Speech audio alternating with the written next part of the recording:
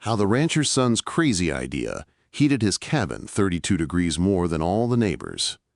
Bitterroot Valley, Montana, November 1891. The first heavy snow had already claimed 2 homesteads before winter had even settled in. Smoke rose from chimneys across the valley almost every day. Yet inside those cabins, the cold still ruled. Families sat close to weak fires, feeding them pine from sunrise to midnight, and still their breath turned white near the walls. Frost crept across window frames. Water buckets froze before morning. Everyone knew the real cold had not even arrived yet. At the eastern edge of the valley, something unusual was taking shape. A small cabin stood half-finished against the gray sky. From a distance it looked ordinary. Up close it looked wrong. At its center rose a thick tower of stone, heavy and solid, built where no fireplace had ever been built before.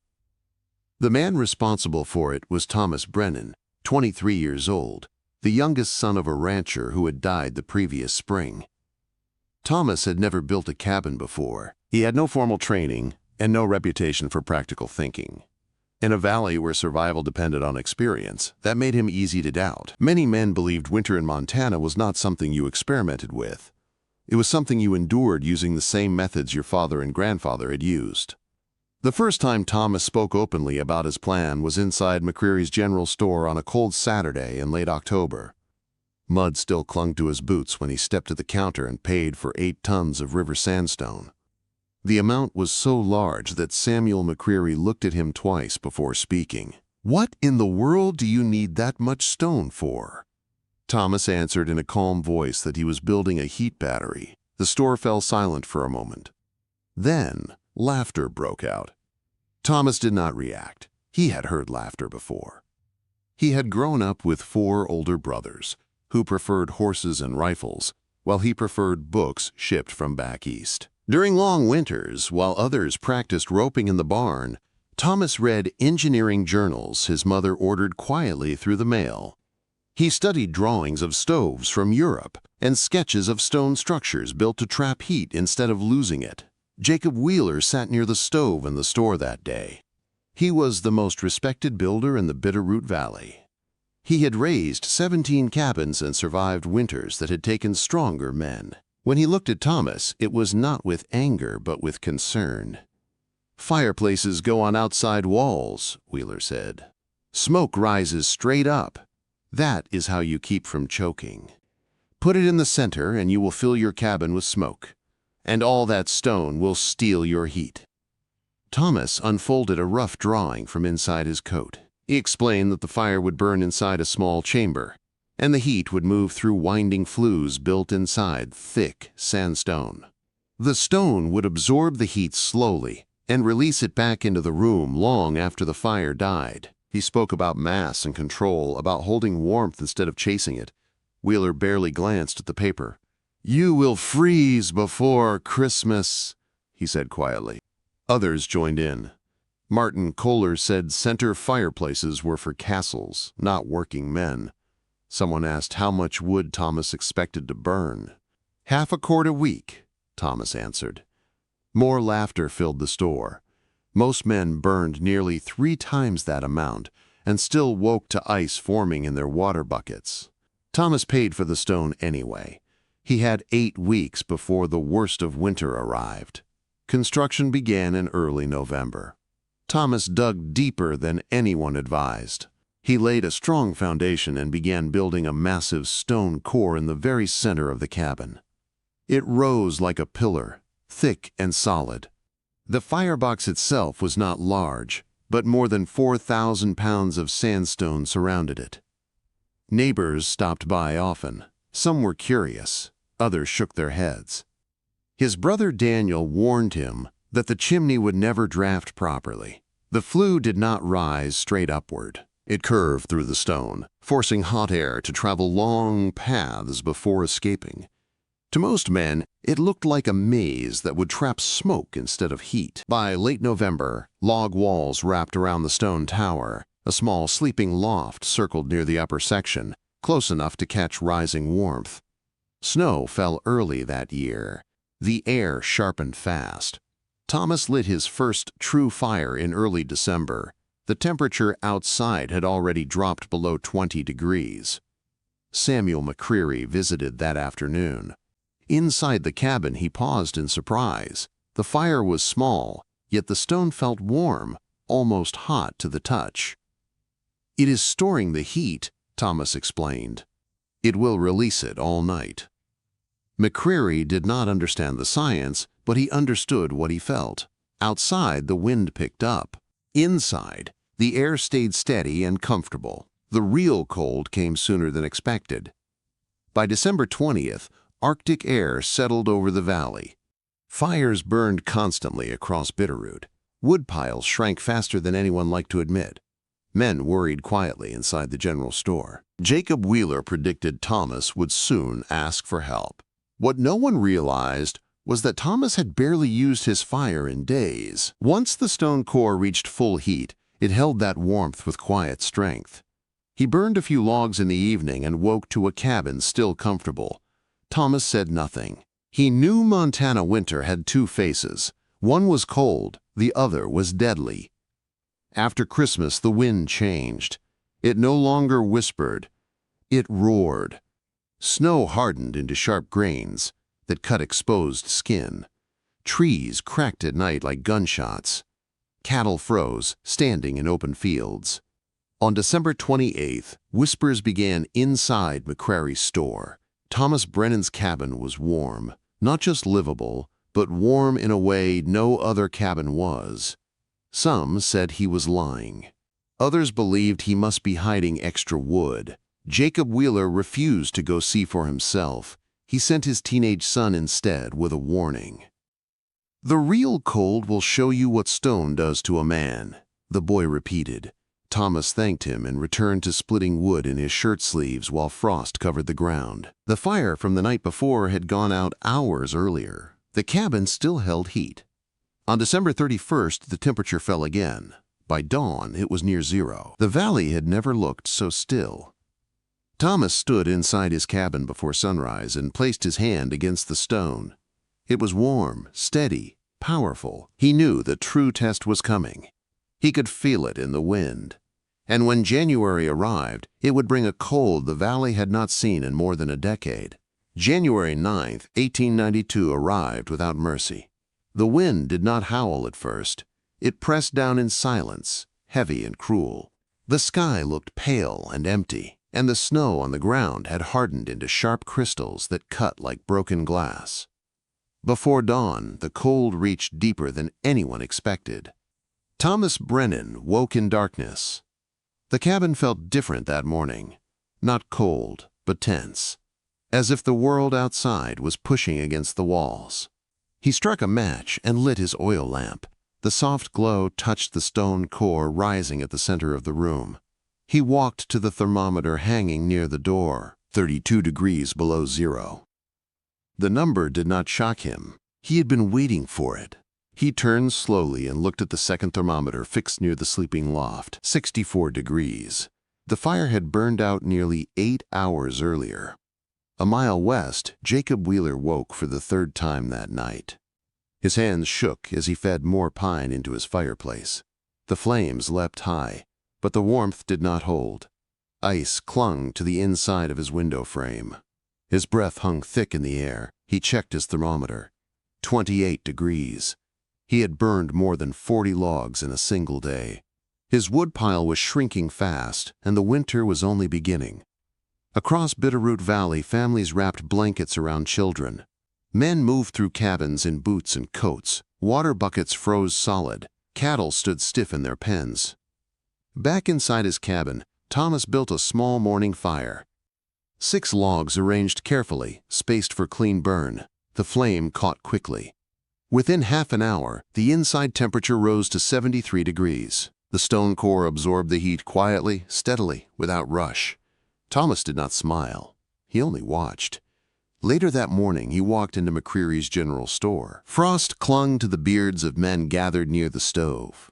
Their faces were pale, tired from feeding fires through the night. Conversation stopped when Thomas entered. Samuel McCreary studied him closely. "How is it holding up?" he asked carefully. "Comfortable," Thomas answered. A few men shifted where they stood. "How much wood did you burn?" someone asked. 13 logs overnight, Thomas said. 6 more this morning. I will burn another small fire tonight." The room fell still. "That is not possible," Jacob Wheeler said from near the counter. His voice carried strain. It was 32 below. "My cabin was 64 at dawn," Thomas replied evenly. 70 now." Murmurs rose. Someone accused him of faulty thermometers. Another said he must be hiding coal. Wheeler stepped closer, his face pale from cold and disbelief. "You are exaggerating," Wheeler said. Thomas did not argue. He only said, "Come see." Quote, By mid-afternoon, 7 men stood inside Thomas Brennan's cabin. The fire had been out for 3 hours. Outside, the air still cut at 29 below zero. Inside, the thermometer read 68 degrees. The men walked slowly around the room. They checked corners where cold usually gathered. 66 degrees. 67. No frozen edges. No icy drafts. Jacob Wheeler placed his hand against the stone core. He pulled it back quickly. The stone was not blazing, but it was deeply warm. Solid. Alive with stored heat. "How long will it hold?" Wheeler asked, his voice lower now. "Until midnight without another fire," Thomas answered. "With a small fire at sunset, it will stay above 60 until morning." No one laughed. The cold did not break the next day, or the next. It settled in for 11 brutal days. Each morning, Thomas recorded numbers in a small notebook. Outside temperature. Inside temperature. Wood burned. He did not boast about them. He only wrote them down. While other cabins dropped into the 30s overnight, his stayed above 60. While other men burned through wood meant to last until spring, Thomas used less than half. Visitors began arriving daily. Some came out of curiosity. Some came out of quiet desperation. A few came only to stand inside warmth for a few minutes before returning to their own freezing homes. Jacob Wheeler returned again. And again. Each time, he measured. He touched the stone. He checked the flue path. He watched how Thomas built small, controlled fires instead of large, roaring ones. On the 5th visit, Wheeler stood silent for a long time with his hand resting on the sandstone. "I was wrong," he said at last, "completely wrong." Thomas did not answer with pride. He only nodded. The stone core did not rush. It did not flare bright and fade. It absorbed and held, then released warmth, slowly and evenly. The heat moved gently through the cabin instead of gathering near the ceiling and leaving floors frozen. Children who visited removed their coats inside his home. Men who had mocked him now asked careful questions. "How thick is the stone? How long is the flue path?" Quote, "How much wood per day?" Thomas answered each question plainly. "Mass alone is nothing without direction," he explained. "The heat must travel. It must be slowed down. It must be stored." By the 7th day of bitter cold, something shifted inside Bitterroot Valley. Fear eased slightly, not because winter had softened, but because proof now stood in solid stone. Thomas Brennan's cabin was not lucky. It was not a trick. It worked. Outside, trees cracked in the night like rifle shots. Snow remained hard as iron. But inside one cabin at the eastern edge of the valley, warmth held steady, patient and strong. And for the first time since winter began, the men of Bitterroot Valley began to wonder if they had misunderstood something important for generations. The cold held the valley in its grip for 11 long days. Each sunrise looked pale and lifeless. Smoke drifted weakly from chimneys that never seemed to rest. Men woke in the dark to feed fires again and again, yet still their cabins felt like barns in winter. Wood piles that were meant to last until March were shrinking before January had even found its middle. Thomas Brennan kept writing in his small notebook. January 10th. Outside 30 below. Inside 62 at dawn, burned 12 logs. January 11th. Outside 27 below, inside 65 at dawn, burned 11 logs. He did not exaggerate the numbers. He did not soften them either. He recorded them as they were. Inside McCrary's general store, the mood had changed. The laughter was gone. The men stood closer to the stove, their voices lower now. Samuel McCrary placed fresh coffee on the counter and spoke carefully. "Thomas, tell it again," low this time. Thomas described the stone core in simple words.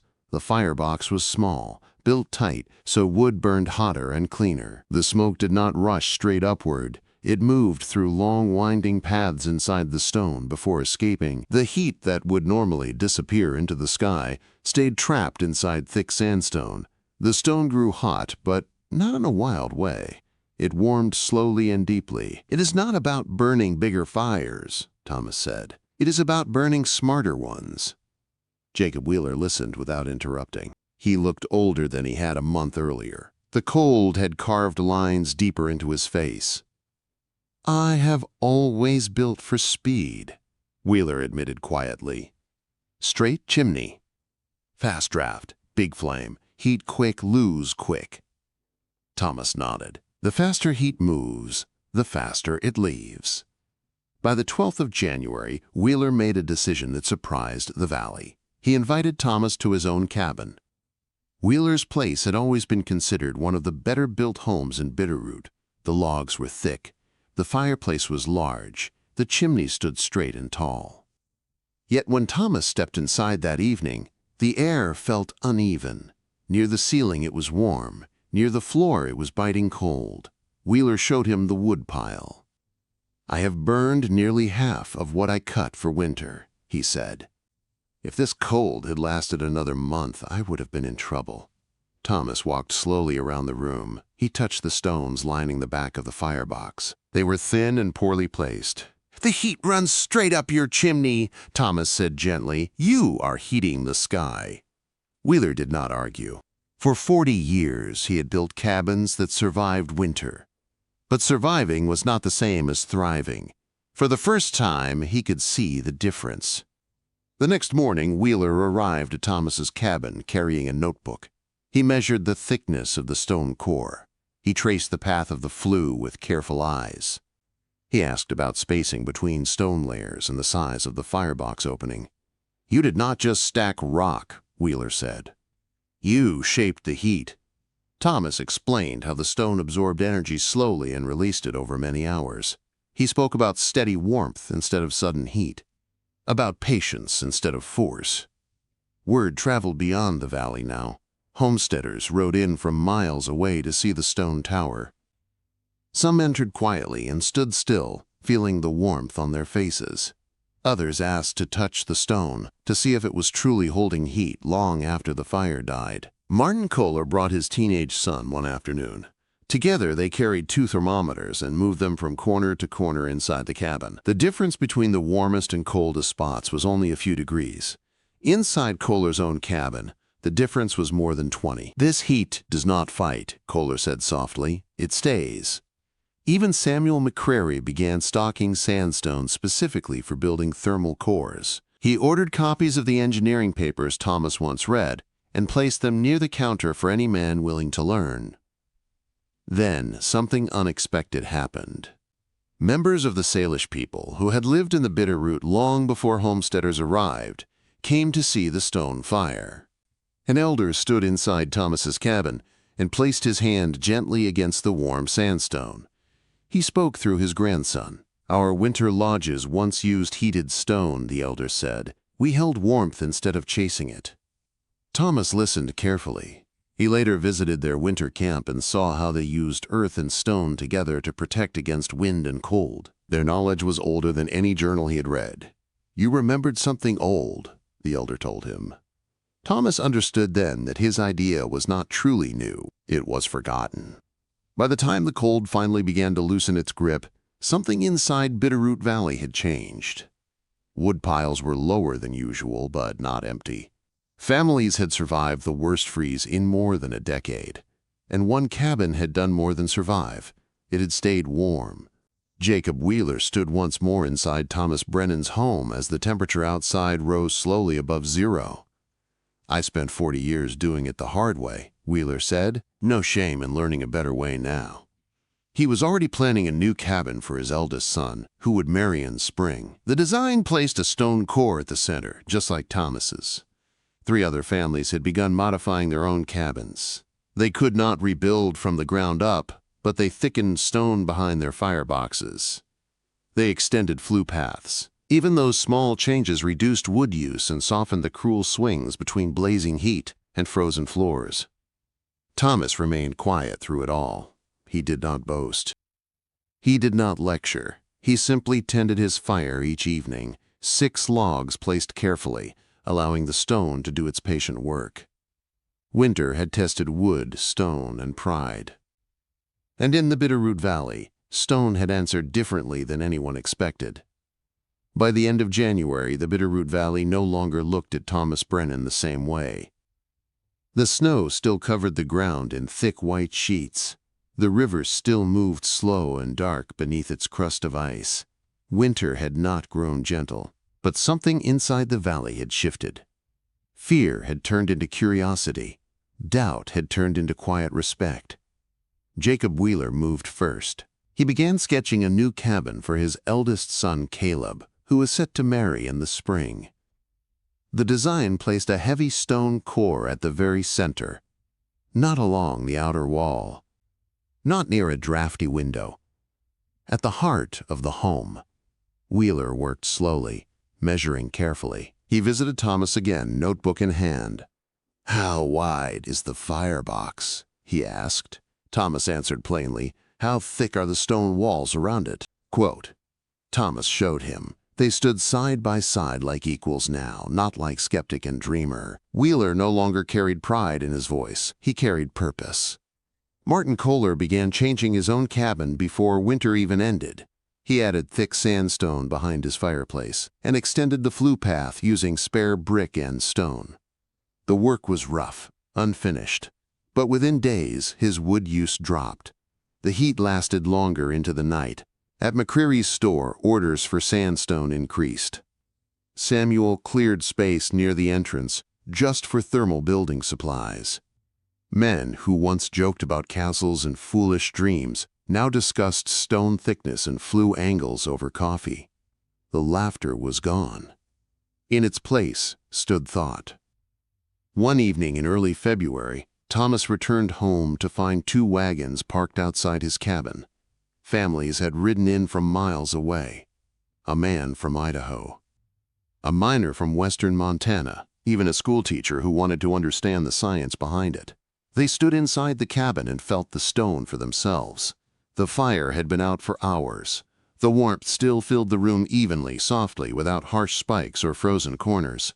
"How long will it last?" one man asked. "As long as the stone is given time to drink the heat," Thomas said. He explained again in simple words. A big fire was not the answer. A controlled fire was.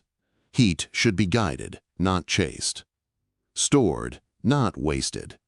The Salish elder returned once more before spring. This time he brought younger men from his community. They walked slowly around the stone core, studying it. The elder nodded with quiet approval. "Old knowledge finds new hands," he said. Thomas understood that what he had built was not rebellion against tradition, it was respect for it. He had simply asked why things were done a certain way. He had looked beyond habit. As February melted slowly into March, the worst of the cold loosened its hold. Wood piles across the valley were lower than usual, but not empty. No new homesteads had been lost during the freeze. Families spoke of that January in careful tones. It had been the hardest cold in years. Some called it the 11-day trial. And during that trial, one cabin had stood apart. Jacob Wheeler finished the foundation of his new build before the ground fully thawed.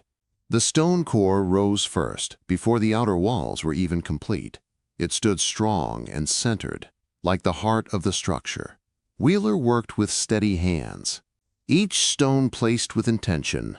He did not speak of pride or regret, but he carried a quiet understanding that survival alone was no longer enough. If something worked better, it deserved to be built. Across the valley, variations of Thomas's design began appearing. Some were small adjustments. Others followed the model closely. Thermal mass became a phrase men used with growing confidence. McCreary began stocking copies of engineering journals from the East. He placed them beside sacks of flour and boxes of nails. Change did not roar into the valley. It moved slowly, like stored heat in stone. Thomas returned to ranch work as spring approached. He repaired fences, tended cattle, rose before sunrise. He did not seek attention. He did not call himself a builder. Yet visitors still came. They came not just to see the stone, but to feel what steady warmth felt like after years of fighting cold with flame alone. The cabin remained quiet proof. The lesson was not about defiance. It was about understanding. Experience had kept men alive for generations, but experience without curiosity had limits. Thomas had questioned without disrespecting. He had tested without mocking. And when the cold came at 32 below, the stone had answered in silence. By the time snow began to soften under March sun, the Bitterroot Valley knew something certain. The crazy idea had not been crazy. It had simply been different. And different, when tested by true winter, had held stronger than anyone expected. Spring arrived slowly in the Bitterroot Valley.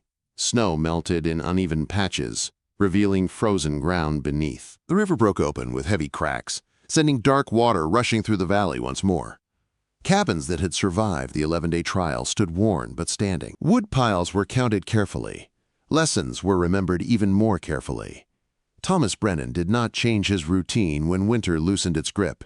He rose before dawn. He checked cattle. He repaired fences weakened by frost. His cabin stood quiet behind him, the stone core resting after months of steady work. But the valley had changed. Jacob Wheeler finished his son Caleb's cabin by late April. The stone core stood proud at its center, thick and solid. When the first test fire was lit, Wheeler watched closely. The heat moved slowly through the stone, just as Thomas had described. Wheeler placed his hand against the warm sandstone and smiled faintly. "It holds," he said. Word of the design traveled beyond Bitterroot. Travelers carried stories into Idaho and Wyoming. Mining camps in cold mountain passes began building thicker stone behind their fireboxes.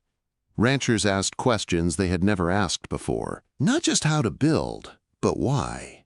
Government surveyors passing through the region took notice. They recorded reduced wood use in homes using thermal cores. Frontier manuals began mentioning radiant heat and thermal mass. The language was simple, but the impact was clear. Winter no longer meant feeding fire without rest. It meant planning for patience. Thomas never claimed ownership of the idea. When asked where he learned it, he spoke of books from the East. He spoke of old European designs. He spoke of the Salish elder, who reminded him that heated stone was older than any journal. "You remembered something old," the elder had said. That sentence stayed with Thomas longer than any praise. Years passed. The Bitterroot Valley grew slowly. New cabins rose with stone at their hearts. Wood piles lasted longer into spring. Families slept without coats on the coldest nights. The memory of January 9, 1892 never faded. Men remembered waking to 32 below zero. They remembered ice forming inside their homes. They remembered fear creeping in as wood supplies shrank. And they remembered walking into Thomas Brennan's cabin and feeling 70 degrees of steady warmth while the wind screamed outside. Thomas aged, as all men do. His hair turned gray. His hands grew rougher from ranch work. But he never rebuilt his cabin. He never replaced the stone core. He did not need to. Winter after winter, the system worked the same way.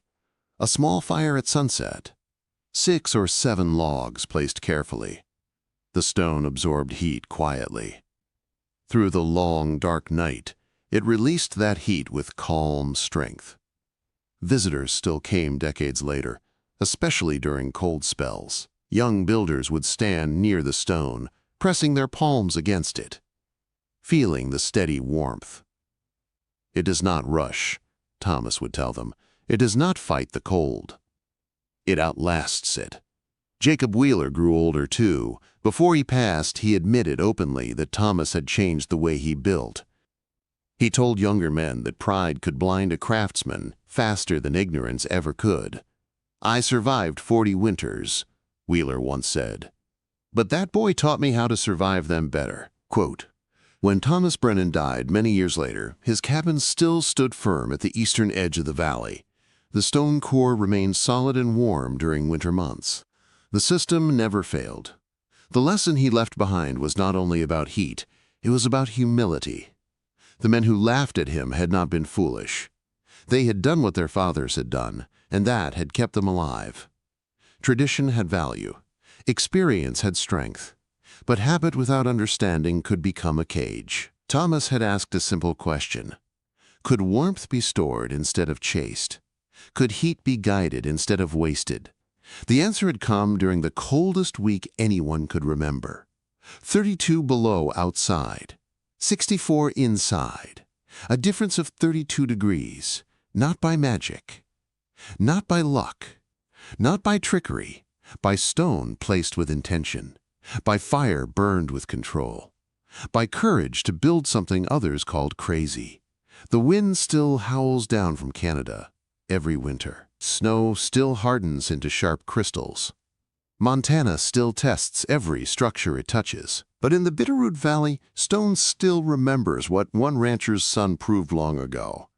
Sometimes survival is not about burning more. Sometimes it is about thinking deeper. If this story moved you, share your thoughts in the comments and follow for more emotional Wild West stories.